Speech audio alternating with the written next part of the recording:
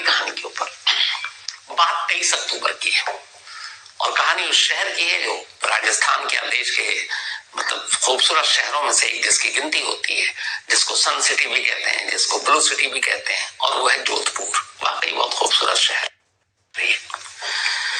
तो इसी जोधपुर शहर के एक इलाके में एक शख्स रहता है जिसका नाम है गुलामुद्दीन। 23 अक्टूबर को अपने घर के बाहर सरेआम खुलेआम एक जेसीबी मशीन मंगाता है और मशीन मंगाने के बाद वो कहता है कि मेरे घर के ठीक बाहर गड्ढा कर दो। अब जेसीबी मशीन आती है, खुदाई शुरू होती है। आसपास में और भी घर है, तमाम लोग गुजर रहे हैं, देख रहे हैं, सरेआम खुलेआम। और वो जेसीबी मशीन करीब 10 फीट गहरा गड्ढा खोदती है। गड्ढा खोदने के बाद गुलामुद्दीन उसे पैसा देता है, वो चले जाते हैं। वो गड्ढा खुदा हुआ है। 23 अक्टूबर को गड्ढे की खुदाई हुई, उसका 24 आई, 25, 26, 3 दिन हो गए। गड्ढा भी खुला हुआ है, आसपास मिट्टी रखी हुई है। लोगों ने देखा है, कोई छुप छुपा कर गड्ढा खोदा नहीं गया, लेकिन ये गड्ढा क्यों खोदा गया, क्यों खुदवाया गुलामुद्दीन ने, ये किसी को पता नहीं है। न किसी एक ब्यूटी पार्लर की मालकिन,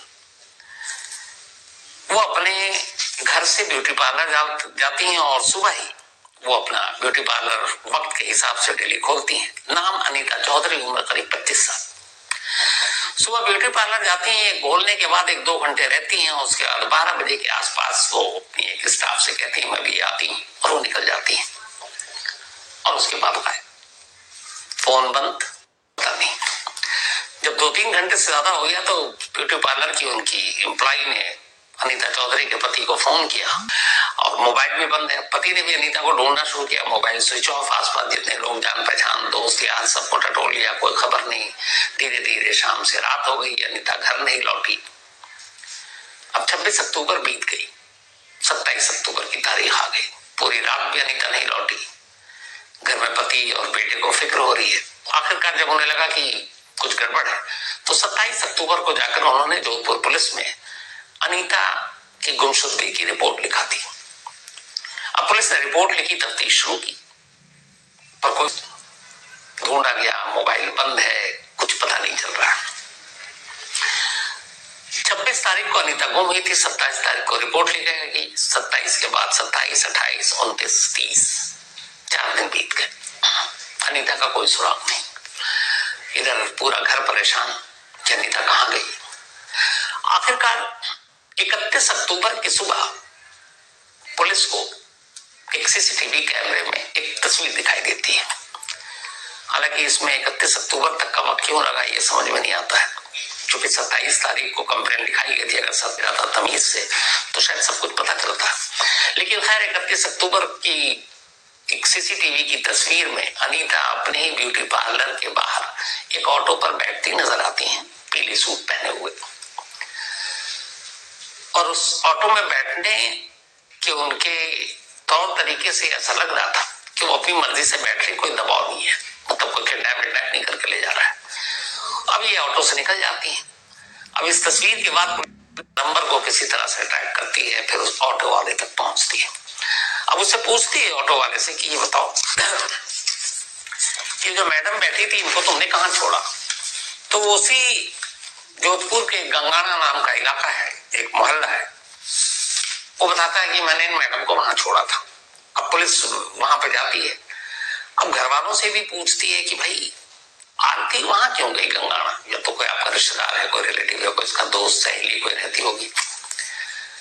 पहले तो कुछ समझ में नहीं आया, लेकिन फिर अचानक आरती के पति ने बताया कि गंगाना इलाके में तो गुलामुद्दीन रहता है। तो गुलामुद्दीन कौन?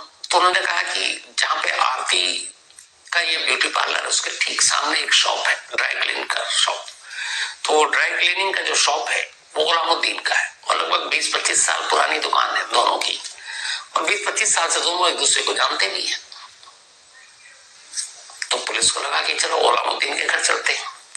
अब 31 अक्टूबर की पहली बार शाम होने से पहले पुलिस, क्योंकि उस इलाके में और कोई ऐसा पता नहीं था जहां आरती जा सकती थी, वहां जाती है और गुलामुद्दीन के घर पहुंचने के बाद पता चलता है कि गुलामुद्दीन तो है नहीं, उसकी बीवी है।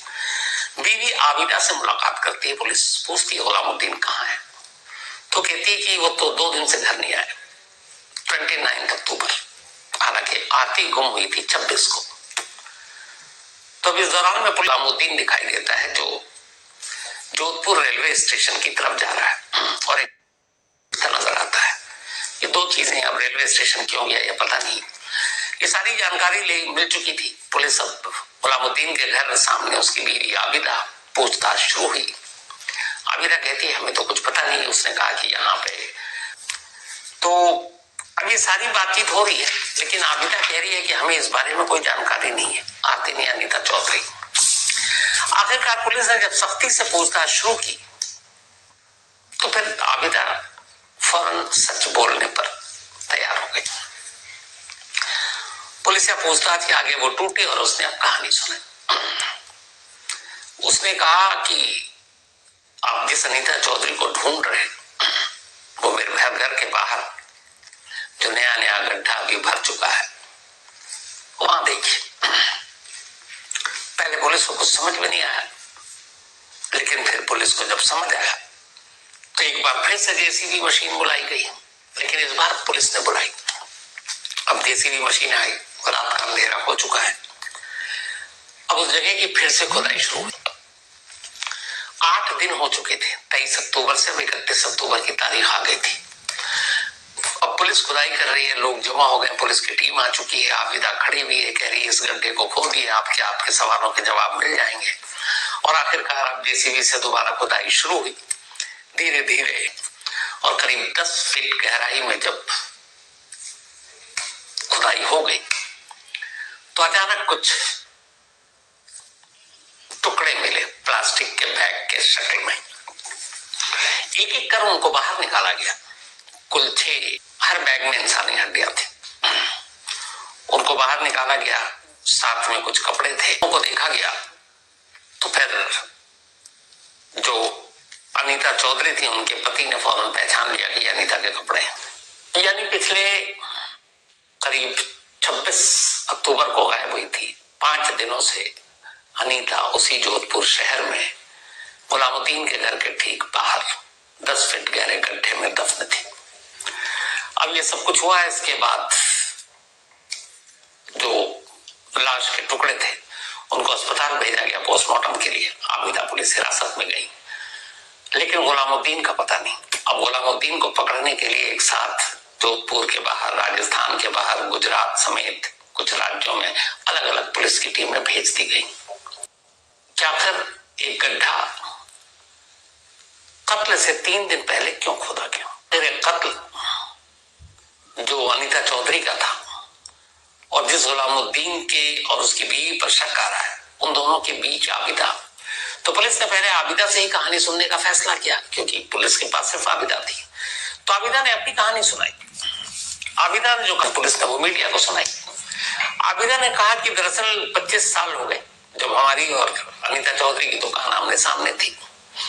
दोनों दुकान में कोई कंपटीशन भी नहीं था, क्योंकि वो ब्यूटी पार्लर का काम करती थी, ड्राई क्लीनिंग का, तो आपस में कोई प्रोफेशनल राइवलरी भी नहीं थी कि एक दूसरे का धंधा।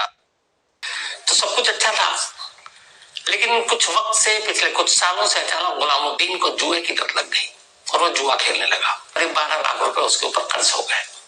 अब तकाजा करने वाले तकाजा करने लगे, पैसे मांगने लगे। अब वो पैसे दे कहां? 12 लाख छोटी रकम तो होती नहीं है। इसी सोच में था, तभी उसे ख्याल आया कि जो अनीता चौधरी हैं, वो जो ब्यूटी पार्लर में आती है, उनका एक शौक है, और वो शौक ये है कि उन्हें सोने के गहने पहनने के बड़े शौक है, और वो भी छोटे मोटे नहीं, बहुत सारे। तो अमूमन अनीता चौधरी जब ब्यूटी पार्लर पर आती थी तो जेवर पहनकर आती थी बहुत सारे, क्योंकि पहचान वाले हैं, पकड़े जाएंगे। तब फिर ये हुआ कि उसने आबिदा के साथ अपनी इस साजिश को शेयर किया और कहा कि अगर हम अनीता चौधरी को मार डालें और उसके जेवर लूट लें, बेच दें, कर्ज भी उतर जाएगा, बाकी पैसे भी बच जाएंगे। तो फिर आबिदा भी इस साजिश में शामिल हो गई। अब मियां बीवी दोनों इस गुलामुद्दीन ने इसी साजिश के तहत अनीता चौधरी को अपने घर बुलाया। अनीता एक आती है, वहां जाने के बाद वो उसे शरबत पिलाता है। उस शरबत में बेहोशी की दवा थी। शरबत पीते ही अनीता बेहोश हो जाती है उसके बाद निकालता है और वो फिर उसे मार डालता है। मारने के बाद उससे पहले ही वो बहुत सारे पॉलिथीन के बैग खरीद कर लाया था, दर्जनों इत्र की। फिर वो लाश को 6 अलग अलग पॉलिथीन के बैग में पैक करता है और इन सबसे पहले उसने 23 अक्टूबर को ही अपने घर के जेसीबी मशीन बुलाकर एलानिया, ताकि किसी को शक ना हो कि भाई गुपचुप तरीके से रात के अंधेरे में खोद रहा है। जब आप दिन के उजाले में कुछ चीजें करती हैं तो उसने इन चीजों को पकड़ा और एलानिया उसने जेसीबी मशीन से गड्ढा करवाया और उसके बाद ये गड्ढा खुला हुआ था। 26 तारीख को जब उसने कत्ल किया, उससे पहले वो पॉलिथीन के बैग भी खरीद कर ले आया, इत्र की शीशियां भी ले आया। कत्ल दोपहर को किया, रात होने का इंतजार करने लगा। रात तक इसने सारे लाश के टुकड़ों को पैक किया, घर की सफाई की और जब अंधेरा हो गया, रात ढलने लगी, आस पड़ोस के लोग सो गए, तो धीरे धीरे एक एक पॉलिथीन को लाता और उस गड्ढे में डालता। सारे पॉलिथीन 6 जो अलग अलग हिस्सों में थे उनको डालने के बाद उसने दर्जनों इत्र की शीशियां के ढक्कन खोले और उनको उन पॉलिथीन के ऊपर चारों तरफ फेंक दिया और फिर धीरे धीरे सारी मट्टियां उस गड्ढे में वापस डाल दी। सुबह होने से पहले गड्ढा बराबर। फिर 26 अक्टूबर को जिस सीसीटीवी कैमरे में अनीता अपने ब्यूटी पार्लर से निकलकर एक ऑटो में बैठकर जाती हुई दिखाई दे रही है, जो उसकी आखिरी तस्वीर है, उस तस्वीर में अनीता ने कहीं सोने के गहने नहीं पहन रखे, एक आध चेन वेन के अलावा। मतलब जो रूटीन आम दिनों में वो पहनती है बहुत सारे गहने, उस दिन 26 अक्टूबर को उसने नहीं पहने थे। जो घर वालों के बयान है, पति के, बेटे के, जो एम्प्लॉय के, उनका भी कहना है कि उस दिन बहुत नॉर्मल आई थी। शायद हो सकता था कि उस दिन कुछ वजह रही हो, लेकिन गहने नहीं पहने थे। तो सवाल है, जब गहने नहीं पहने तो फिर गुलामुद्दीन ने कत्ल क्यों किया? क्योंकि कत्ल का मकसद पैसा था और अगर वो जेवर ही नहीं थे तो फिर वो अगली बार का इंतजार करता। तो यहीं पे एक और डाउट को लेकर क्लियर हो रहा, वो ये कि बात सिर्फ पैसे की नहीं थी, बात सिर्फ जेवर की नहीं थी, बात सिर्फ कर्ज की नहीं थी, बल्कि इसके पीछे वजह कुछ और भी है। अब वो वजह क्या है असली, क्योंकि पुलिस के हिसाब से अभी तक आबिदा के स्टेटमेंट के हिसाब से ये लूटपाट, जेवर को लूटना, कर्ज उतारना यही था। लेकिन अब सीसीटीवी कैमरे ने चुगली खा दी कि जेवर तो पहनी नहीं है, तो फिर क्यों मारा? क्या इस कत्ल के पीछे का असली मोटिव कुछ और है, मकसद कुछ और है? अब ये गुलामुद्दीन सामने आए, क्योंकि एक डाउट ये भी है कि गुलामुद्दीन में भी असलियत शायद अपनी बीवी आबिदा को भी नहीं बताई कि असली वजह क्या है। उसने आधा तो बोला, लेकिन आधा सच छुपा गया। तो असली वजह क्या है, कत्ल का असली मोटिव क्या है? गुलामुद्दीन हाथ नहीं आएगा, सच सामने नहीं आएगी, और जिस दिन वो हाथ आएगा और बताएगा आगे की कहानी, तो मैं आप तक जरूर पहुंचाऊंगा। अगर हाल के वक्त में देखें, पिछले कुछ सालों में, तो अपने देश में एक ट्रेंड है कि कातिल कत्ल करने के बाद लाश को ठिकाने लगाने की सोचता है। बहुत सारे ऐसे केसेस आपने देखे होंगे, बट हाल के वक्त का ये पहला केस है जिसमें कत्ल अभी करना है, लेकिन उससे पहले लाश को कहां छुपाना वो उसने इंतजाम कर रखा है। बाकायदा अपने ही घर के सामने गड्ढा खुदवा देता है, वो भी लानिया पूरे मोहल्ले वाले को दिखाकर, और फिर 3